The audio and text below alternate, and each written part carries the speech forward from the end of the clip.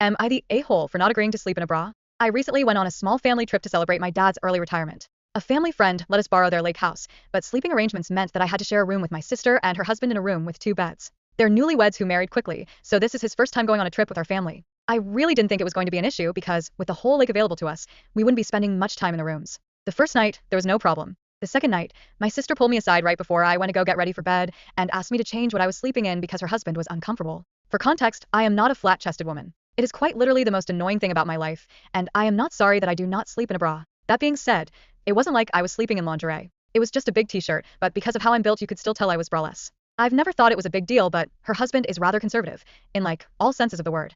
I politely told my sister no because the only things I brought were A. Swimsuits, which would be even worse, B. A tight compression sports bra for beach volleyball, which I don't think is even medically advisable to sleep in, and C. A sweatshirt which I guess would disguise it more, but it was hot, and I didn't want to wear it. She pressed me again, and I said no again, pointing out that her husband slept shirtless. I don't actually care, but it seemed hypocritical to me, so I said that if I am asked to find a way to cover up more, despite wearing a shirt, he should do the same. She got mad at me and said I was being ridiculous and staring at her husband and kept raising a stink and trying to involve the rest of my family, saying it was a simple request and I must be trying to tempt her husband. I loudly fired back that this wouldn't be a problem if her husband wasn't staring at my chest, which prompted my parents to have me sleep in the couch on the living room the rest of the trip. I also made it a point for the rest of the trip to loudly call her husband out if he was looking too long at my chest in my swimsuit, which happened a couple times before he learned his lesson.